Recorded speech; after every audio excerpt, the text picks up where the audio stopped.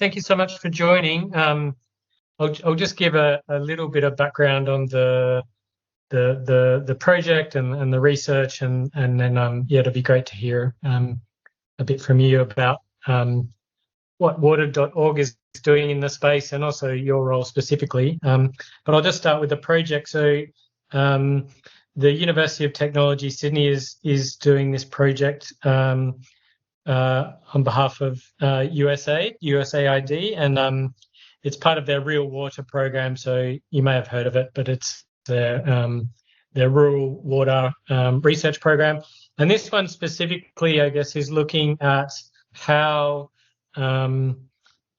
countries are transitioning from communal in rural areas, transitioning from communal supplies to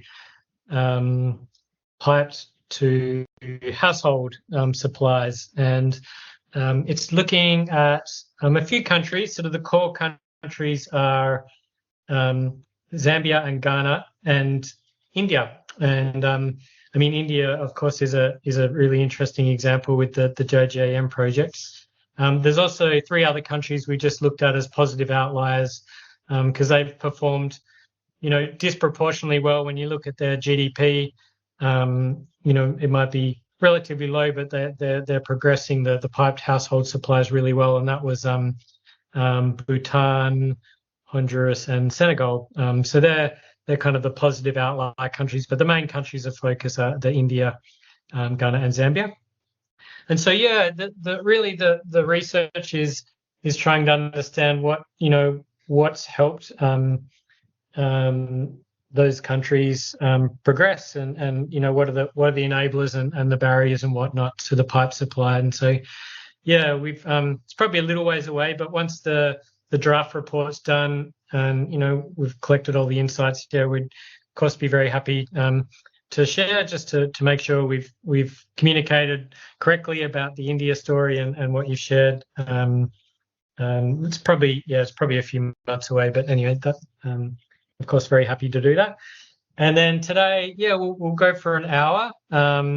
If I use any quotes from yourself, we de-identify them, so we would use the organisation name but not individuals' names, just FYI as well. And it's pretty informal. I mean, I've got a list of questions in front of me that you probably saw the draft, but we'll just go where the questions take us to a degree as well. So just on what I've shared so far, was there anything to clarify so far? Thank you. And I think this is fine. I have had a chance to quickly go through the questions also. And thanks a lot for sharing this in advance. Right. So I think we can we can go ahead to the questions. Okay, great. So maybe if you could just start with sharing your current position with water.org and the sort of responsibilities you've got with the organisation. So thank you again. I am a portfolio manager currently. We have various thematic teams available.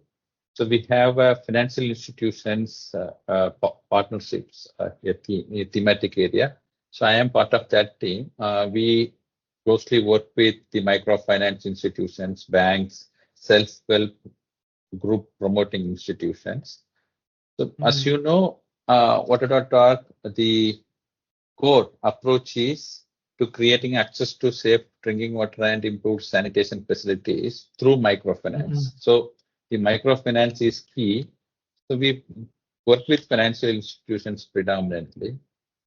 So my role here is to encourage or identify and nurture the financial institutions to design and offer loan products for water and sanitation to their respective clients, and also helping these institutions, staff members with knowledge, the marketing. So we help them in designing marketing materials, messaging, etc. And then help. So generally the microfinance institutions, their core is to disburse loans and get back the money in time. So in addition to that, when they disburse the water and sanitation loans, they have some additional responsibilities of encouraging the people to use the loans for the right purpose, correct? So we help them in that aspect also. Loan utilization checks are the monitoring side, how the loan product is being constructed, the money is used for the construction. So we help the institutions with some basic minimum quality standards or technical specifications expected from such loans. So these are some core key areas I am associated with. The financial institution partners I am. And do you work across the country, or is your focus mainly in Tamil Nadu? Or yeah, thanks for clarifying that.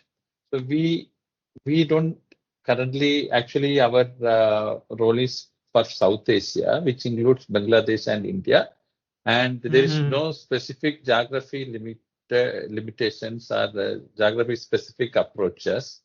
I know your study is more focused on Tamil Nadu. Since I belong to Tamil Nadu and have worked in Tamil Nadu extensively, I can definitely share my views. But for your question, there is no state-specific, region-specific approach. Because the financial institution partners we partner with, many times they are multi-state operators, and these loan products they are giving wherever they find demand, right? So it's more demand-specific product.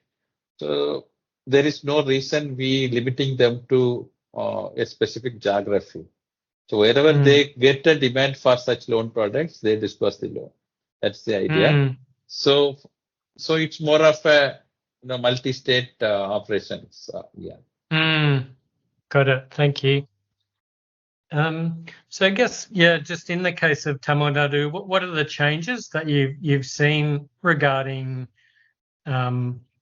pipes to home household water supply, in particular, particularly in the rural areas? So I myself had a chance to associate with Tamil Nadu Water and Drainage Board, Quad Board supported program. So that was long back, 2 decades back, before joining waterorg. So it was a World Bank supported project. So I was a social mobilization coordinator and was working with some 10 NGOs in the district. It was a pilot project. Idea was to get the financial contribution from the beneficiaries, a minimum 10% of the contribution coming from the beneficiaries, so that the operation and maintenance part will be, there will be participation from the people, and the functional sustainability of the assets created will be ensured. That was the context or the premise. So I had a chance to associate with that program. It was really successful and a lot of good learnings. So I have seen lot of changes in the state of Tamil Nadu. So not necessarily my response is limited to waterorg's experience, but in the general.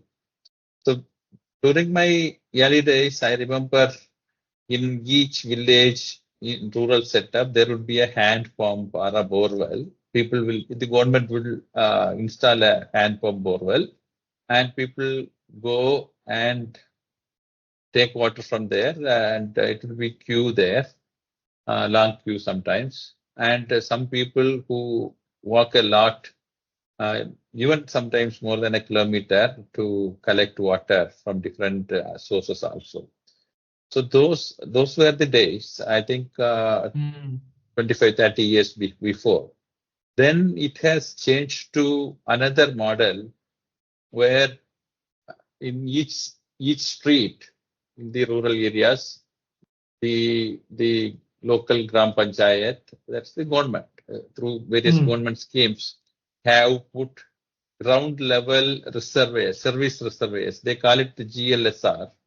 Toad Boat was the the technical support provider, and they managed it.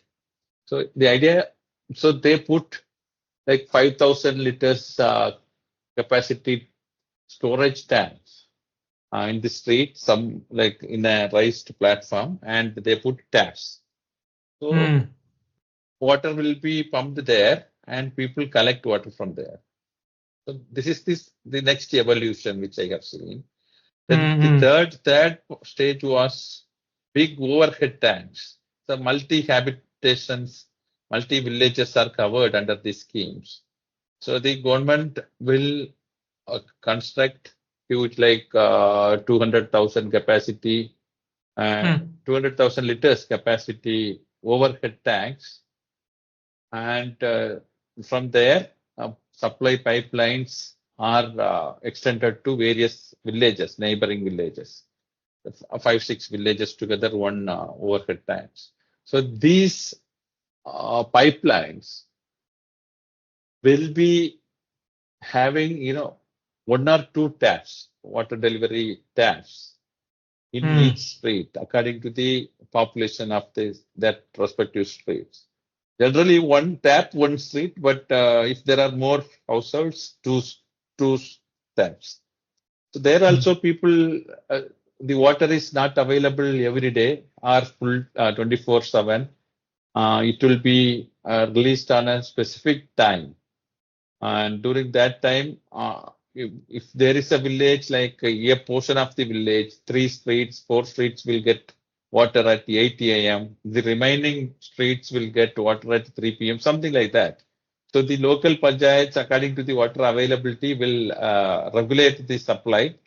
And during that time, women especially will come and collect the water. And during that time, it would be a rush. Everybody standing in a queue, they put their water collection pots in queue and they wait for the water to come. So I have seen those situations also. Now, from that 2 taps per street, the next evolution is household water connection. From the streets, the water line is extended to respective houses. Majority of the households now have water connections. It's a huge transition. Over the last 20-25 years, I have seen transformation, right? So I'm not sure whether this helped you in your question, but I have seen that. That's great. Yeah, thank you. It's really good just to get that overview and hear about that evolution. I guess I'm curious if what are the factors that have helped, particularly that most recent iteration from communal taps to household taps? Is there particular policy changes, or has it been, changes in standard of living for people and greater demand? Yeah, what have been the factors you think that have helped drive that? Sorry, this is about. Can you please come back? And I'm wondering, this transition to household taps that you spoke about into from communal village taps to people getting water into their household. What have been the drivers of that change? Is it policy, or is it raising standard of living for people in rural areas? What do you think some of the key factors have been to drive improved service? So it's a combination of many factors, especially comparing many states. I can mention the state of Tamil Nadu, especially the southern states, the awareness levels of the people and political involvement of people is relatively higher. So they demand, that's my point. So for the local bodies, so every 5 years there is an election. So the people from their respective villages are the representatives, ward members or council members, the lowest level of local governance I am mentioning about. So those people So they are elected with a promise from each of these people that I will bring a water supply to this street, this village, etc. So that kind of political awareness and that's one factor. Second, I think the government in general, the government's policies and their priorities, like giving water access to all households, definitely was a reason, because there were a lot of multi-district or mega water projects in the state of Tamil Nadu, implemented by various governments. So the government initiatives also a reason for that.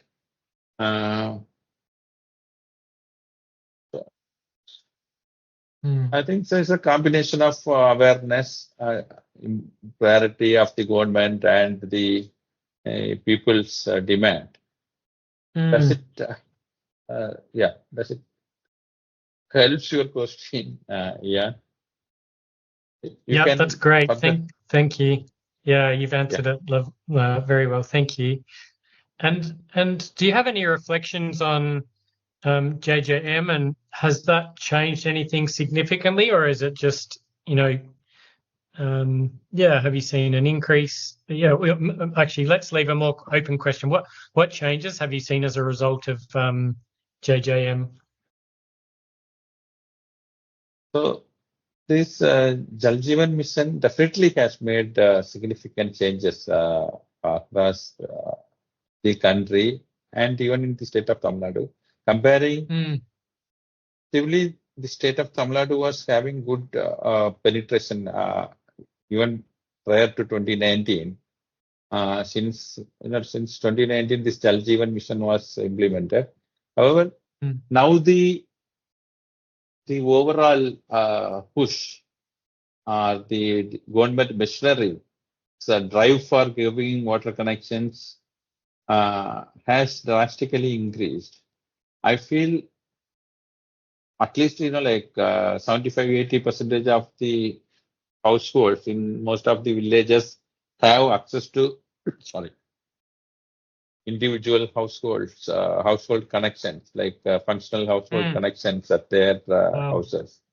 Yeah, so that's a significant achievement driven by both central and state governments.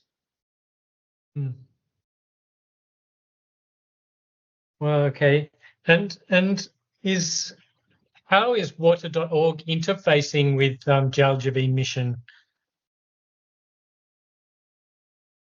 See, this is again, you clarified initially, not a state-specific thing. In the government, water.org at the national level have associated with or have worked with various government departments, definitely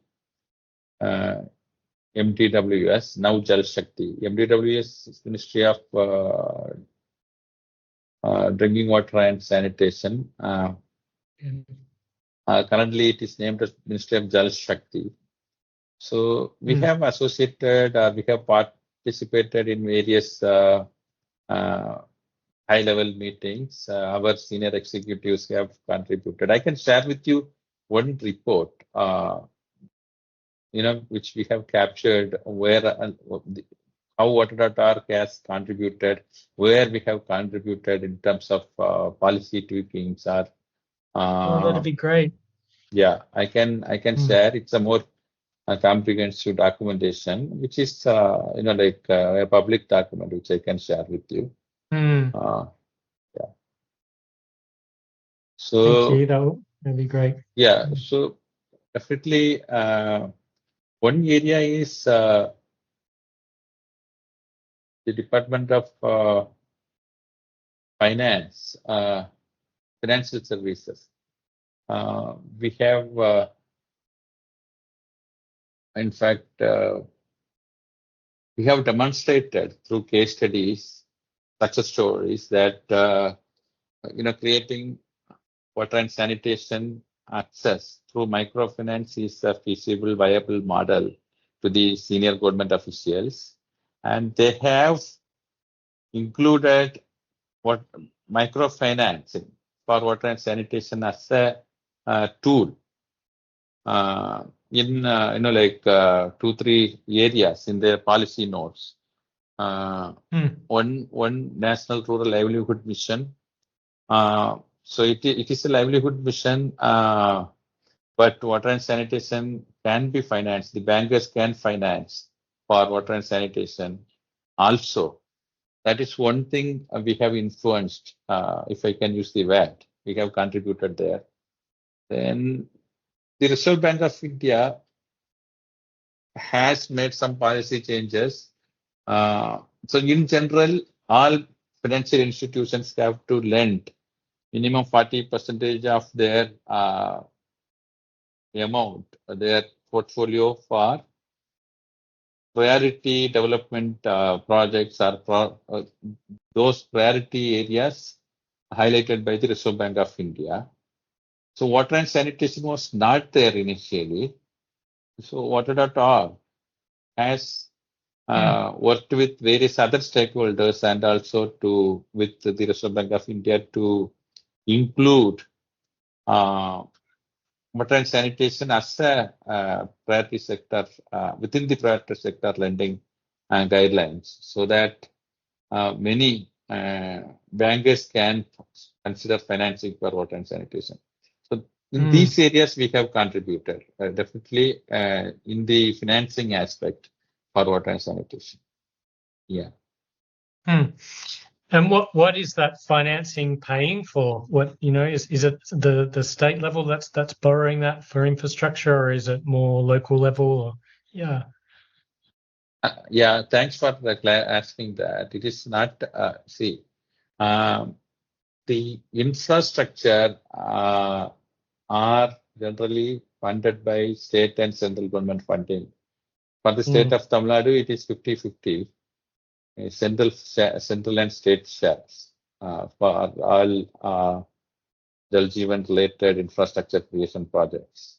So our financing is at the front line, at the very front line, where the end users see there is a pipeline available in the street. So from the street to home, one has to extend the pipeline.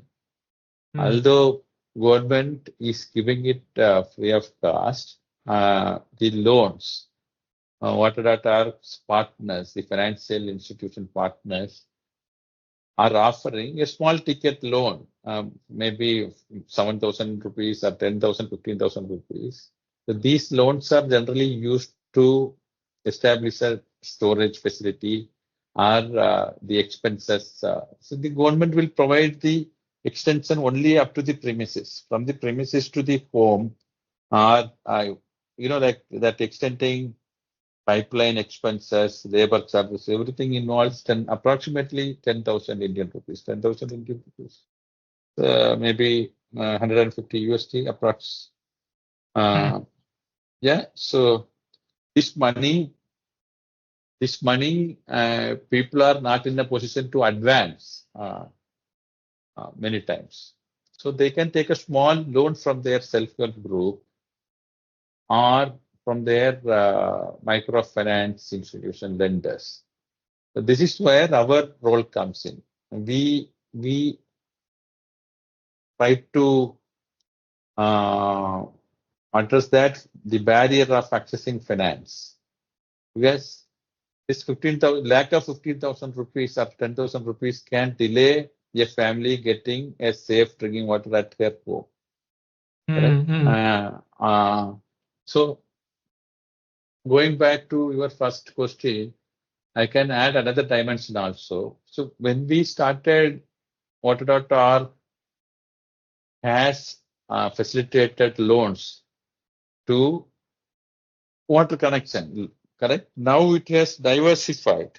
See, after the Jal Jeevan mission in place, we have included the loan products are, like the products within the water category has diversified for water storage facility, for buying an electric pump which can pump the water to a higher level, elevated storage facility, so that within the house they can get the water everywhere.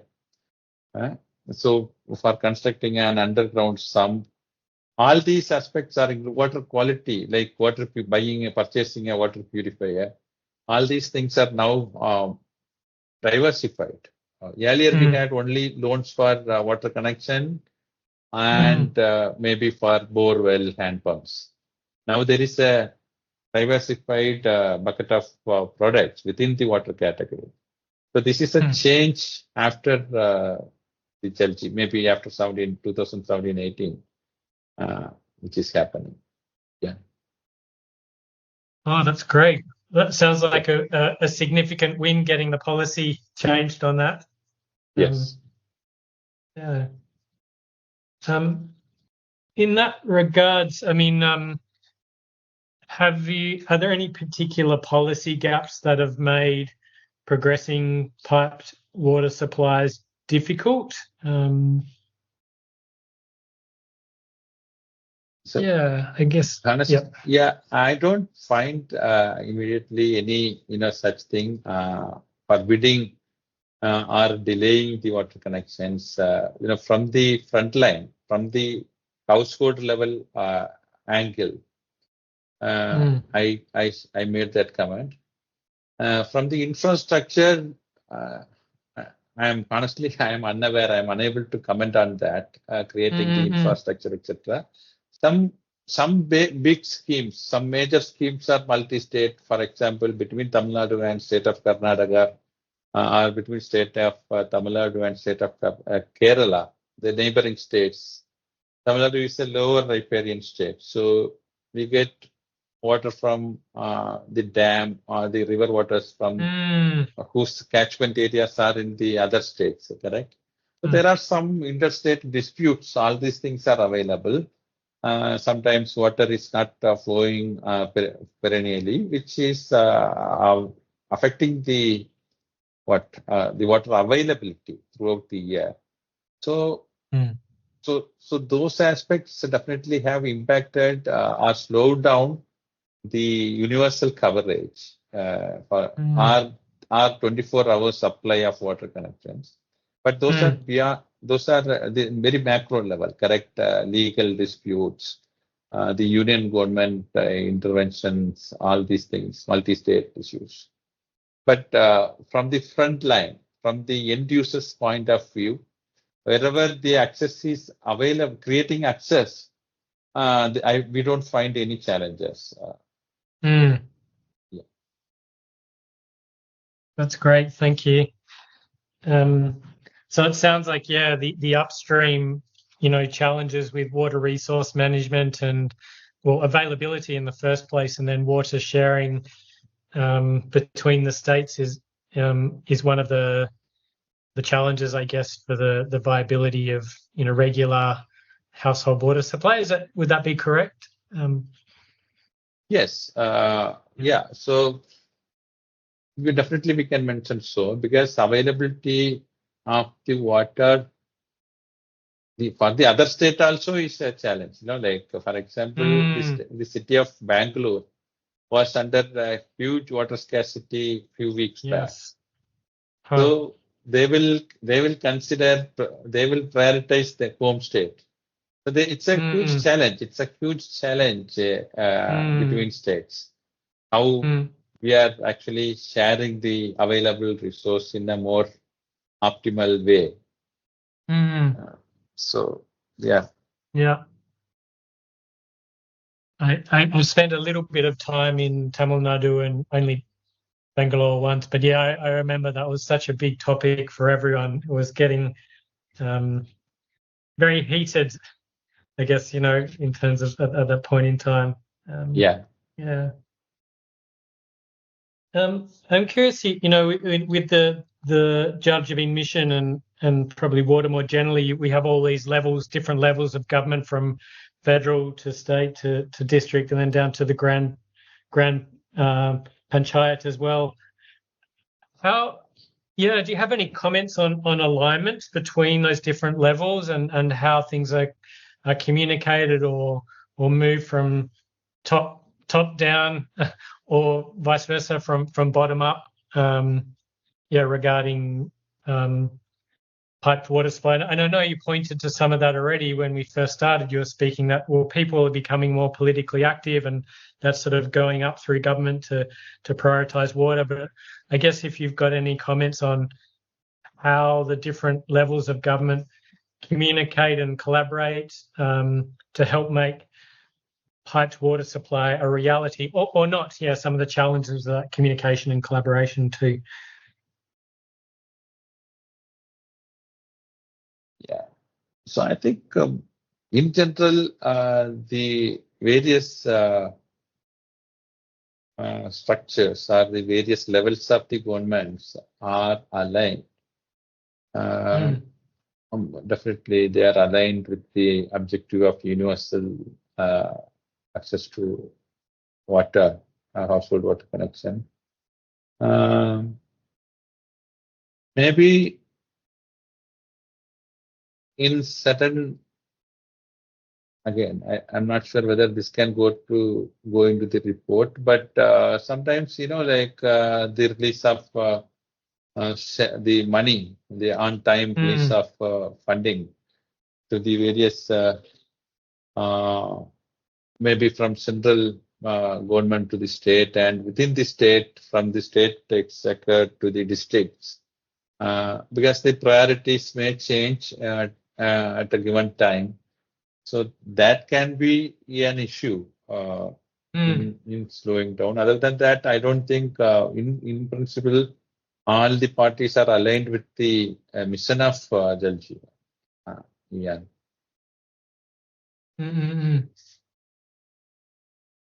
Great, thank you. Yeah, so it sounds, you mentioned the timing of the funding. Is the actual amount of money available enough? Is from what you've seen or from what you've heard from your state colleagues or? Yeah. I think the funding, I read in an article there were, the state of Tamil Nadu has almost tripled the allocation than originally envisaged. Sometime again, if I come through, I found it in a newspaper item. I can share the link to you also if I Thank you. Great. Interesting. So, yeah, I found that aspect. So basically, that implies, the original forecast or the money planned is not sufficient. So many times, governments end up overspending than what is originally proposed or planned. So that actually delays also. That's the reason sometimes money is not released on time because of changing priorities. I think, but for your question, in terms of alignment with the mission, I think all the stakeholders are aligned. Yeah. That's great. And from the water.org point of view, is there other policy changes that you would like to see to, aid the finance environment? You gave that one fantastic example earlier, but I guess is there other examples that water.org are lobbying or advocating for in terms of changes? Yeah, again in the same sphere, the policy note is available, but the actual implementers, the banks, correct? They are not always aware of such policy availability, correct? Second, even if it is available, their priority still remains to the traditional priority sectors, agriculture, health, education, all those aspects, housing, and these are the usual priority areas. But at the state level, there is a forum called State Level Bankers Committee, where state level officials also participate. If some awareness or some influence by the senior government officials to financial institutions happen, some motivation to the banks especially happens, that can unlock more capital availability for lending by the by the microfinance institutions. For example, Gyan, you may be knowing these microfinance institutions get loans from banks, bulk loans from banks, and retail out to their clients for various loan products. So the banks can lend exclusive loans for water and sanitation also, which is not happening many times. Although there is a possibility through the priority sector lending guidelines by the Reserve Bank of India. So for your question, I would say at the state level bankers committee meetings, etc., the government can nudge the bankers, the banking officials to consider dispersing loans for water and sanitation.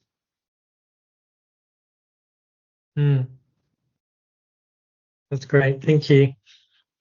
Yeah. Maybe we'll move to more of the implementation side. Who's deciding where the pipe supplies to homes are going, in terms of deciding this area or that area, first or second? What level of government is that decision being made? In my understanding,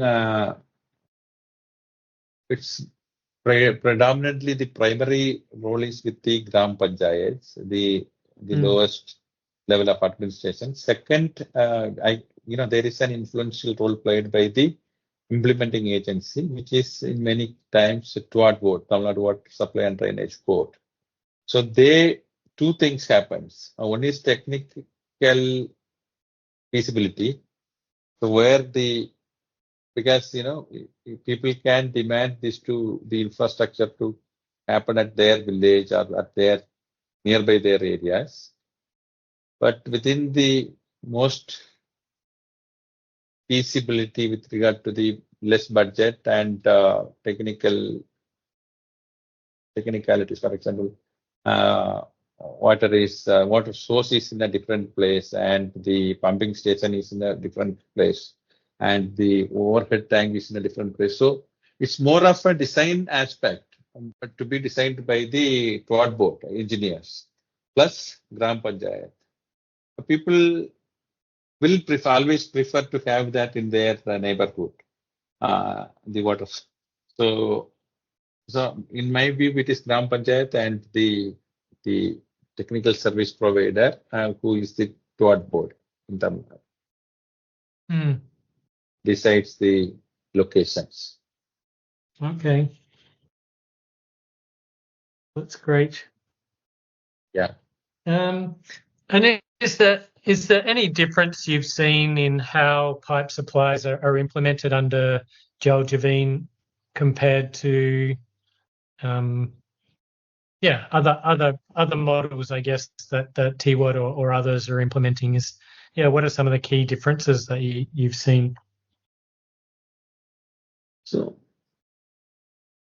in general, the participation of community members has increased in this thing, in this Jal Jeevan mission, because the government drive or the awareness creation also is a key. After the successful implementation of Swachh Bharat mission, and this is a flagship program of Government of India to provide household access to all drinking water to all houses.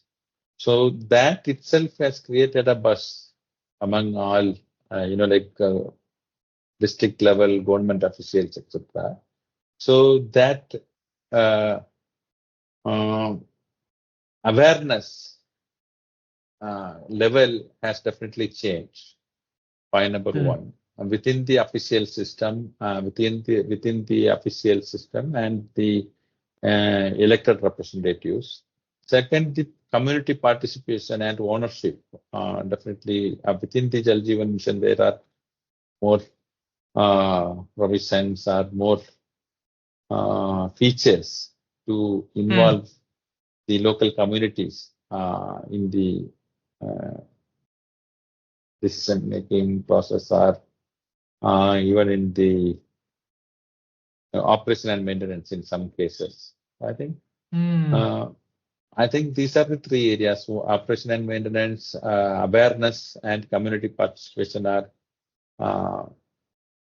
high comparing the previous, are improved drastically comparing the previous programs. Well, that's so interesting. And what's unique about Jal Jeevan that's helped catalyze those changes in terms of participation, operation maintenance, etc.? Yeah.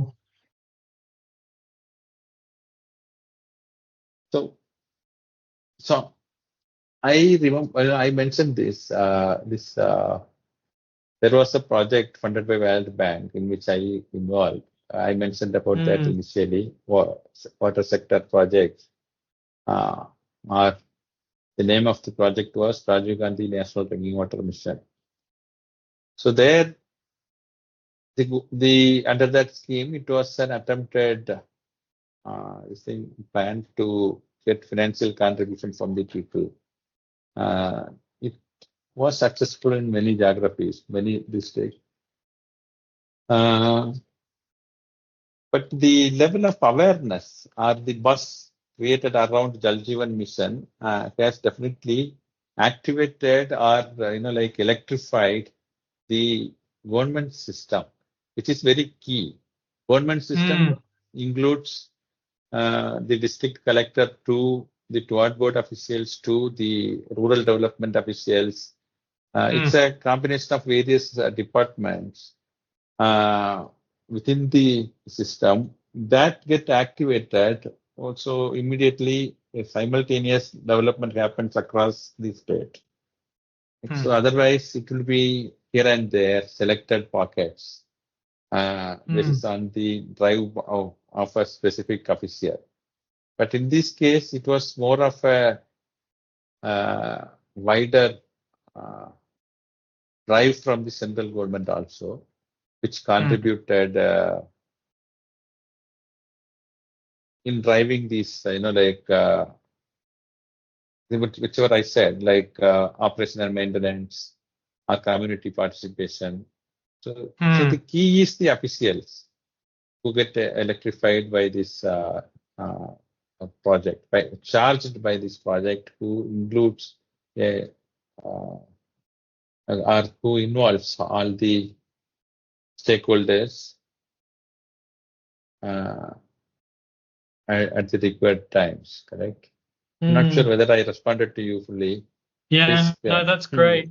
Yeah, it's interesting to know. I guess the maybe a follow-up question for the projects where that hasn't happened so well, the community participation, the operation and maintenance, is that because there hasn't, I don't know, the government stakeholders haven't taken the same efforts, level of import? Yeah. Okay. Yeah. Absolutely, that's a key reason.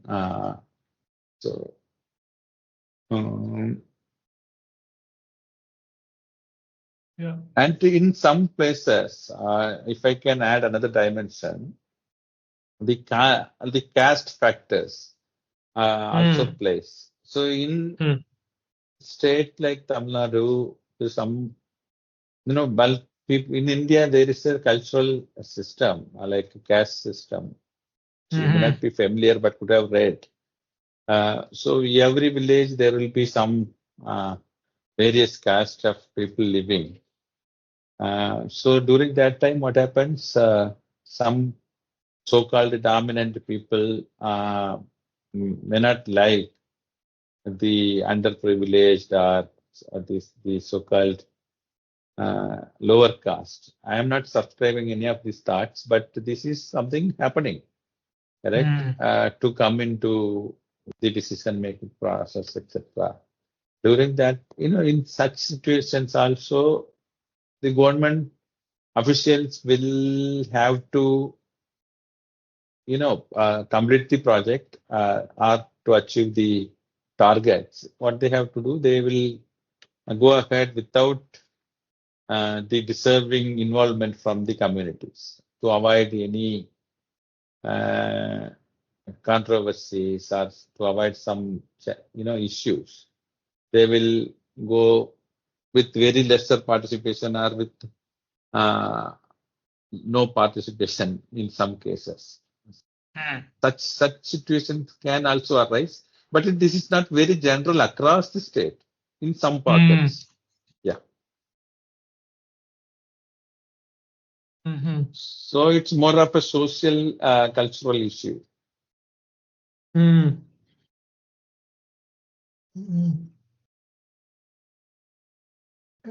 just a couple more. A lot of the questions I have been just covered already in our dialogue. I guess when we were looking at some of the figures, there was quite a lot of discrepancy. Well, maybe not a lot, but there was some variation between districts in Tamil Nadu. Some had made a lot more progress regarding household water supply, and some less so in rural areas. What are some of the factors between the districts that might contribute to those differences on coverage rates, or why do you think that might be the case? Yeah. So generally, water availability or like lack of adequate infrastructure may be the only reason. Like water scarcity, some districts may not be having adequate enough water. So in that case, the penetration can be lesser comparing the other districts. In my view, that's the only possible reason.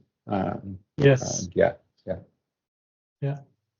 And you mentioned, like, what differences do you see between the single village schemes and the multiple village schemes? Is there one model that you've seen is more successful or less so?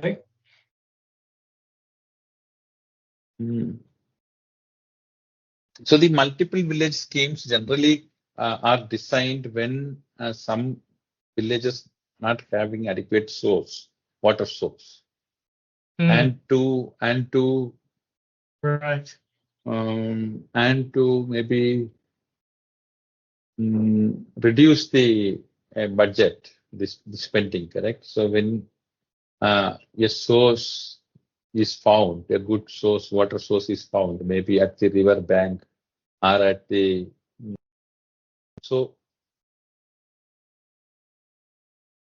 the benefit if people will definitely from the operations and point of maintenance point of view, if it is small and at the hamlet, it is easy to maintain. It is the participation of the people also will be high. And they will take care of their source also many times, like they will, because they know this water is for their village and for their neighborhood. But if it is a multi-state, the community participation can be comparatively lesser. But from the government's perspective, why they implement such schemes primarily because some of the villages has water scarcity.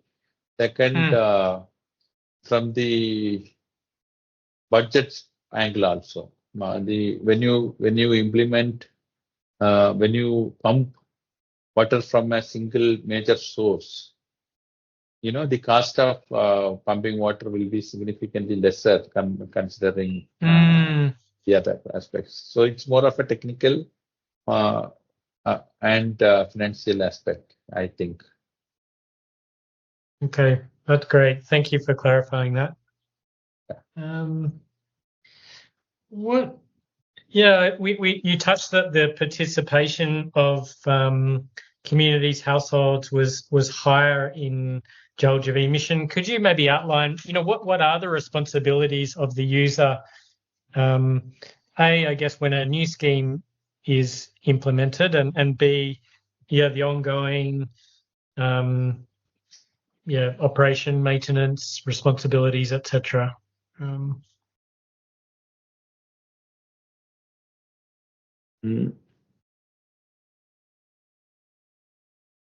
So you were asking about what are the operational and maintenance responsibilities under Jal Jeevan Mission in terms of. Yeah, more actually, even more generally, if there's other ones. So for a household, what are they obligated to do? I guess when a project is being initiated through to when the scheme is installed and running. I guess I'm curious for users what are their responsibilities? Yeah. So honestly, in my understanding, and this part needs more awareness building from the among the various stakeholders, because people are aware water is a scarce material and it is important for however, the arresting the water leakages immediately. In some places, like it can run, like if some breakages happening, it may take more time for the technical person to come and stop and to address that issue. So, if there are community-specific, locally empowered or trained technical persons available, it would be easy. But under the Jal Jeevan Mission, such schemes are such facilities are available. Although I think there is a lacking in that part. Correct? Judicious usage of water. Since the water is available 24/7, or more people have the tendency to overuse the water, correct? So that education part we need to further provide our. So in my understanding, that part has to be improved in terms of getting the involvement of the people in judicious water usage. There is a possibility this Jal Jeevan Mission, in terms of success creation, it is a success, but it should not lead to people wasting water. Yeah, so that education part, in my understanding, is missing. Yeah, so there should be strong awareness creation around that in terms of water usage. Second, the meter usage is not there in Tamil Nadu, especially in rural. So I think there are some places the water meters are installed, but they are not put to use yet. So it's a full water, and whatever you consume or how much you are consuming, you pay a limited amount. It's 180 rupees. That is around $2 for 3 months. Less than $2 for 3 months is what. Wow. Yeah, it's a very the government or local body, the politicians are not coming forward to hike this water price because they feel this is more of that can backfire their electoral prospects. So yeah, so in this aspect, I think definitely there should be some mind change, and people should come forward to create awareness. And the role of civil society is also high, and the government also need to take very strong or very strong policy decisions in terms of charging, collecting water tariff reasonably higher, because it's very tokenism what is happening now in Tamil Nadu. Like for 3 months, $2, and sometimes many times they don't charge also. Right. Yeah. Are other states that you're familiar with, are most of them doing metering, or most are not doing metering? That's really interesting sharing that thing. In urban areas, at least in some states, the water metering is happening, even though the government applies. But in general, most of the states, they are yet to charge or yet to collect, yet to install meters. And I think there is even mission envisages that, in my understanding. I'm not very sure, but that should be the next drive from the government, from the respective governments, to ensure. Otherwise, it's total waste. People are not mindful of their like water usage. It exactly. Yeah. Oh, interesting. And we touched. I think I caught most of what you shared earlier, but just wondering if there was more to say on the maintenance issue in terms of what does that look like at a local level? Is there a trained plumber in each rural village, or are people drawing from the private sector for that, or is the government? Curious what that looks like. Yeah, generally every gram panchayat will have a trained plumber. Every panchayat, and they are the custodians. They will release and close water, or if there are some issues, they will be addressing those. But the community representatives are trained local plumbers are not a common phenomena yet. Like the members, the village members themselves having few trained plumbers who can also contribute or reduce the time of water wastages.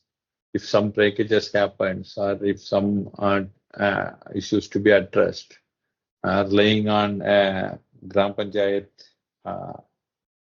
technical person versus the locally available or people from the people represented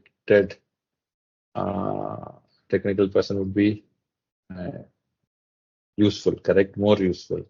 But I think in that aspect also there is a scope for improvement. That's great. Thank you, Jose. We just hit our 1 hour, and I think most of the questions we've covered. If I've got any follow-up ones once I look through the notes and listen to the recording, if you don't mind, I might just drop you an email just for a quick clarification of this. If I think of another question that, I wish I asked him that, I might send that through. But otherwise, maybe we could finish up here. And thank you so much for your time. I learned a lot about. It's the first interview I've done on Jal Jeevan Mission, so I learned a lot just hearing what you were able to share, actually. So thanks so much for your time.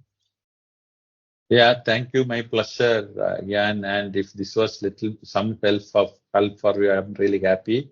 And I will be fine if you have, if you send any emails. And to my best, I will try to address those. But meanwhile, I'm also sending that the talk which I mentioned. Yes, thank you. That'd be great. So that you can go through about the priority sector lending and the contributions of waterorg in terms of policy modifications. Yeah.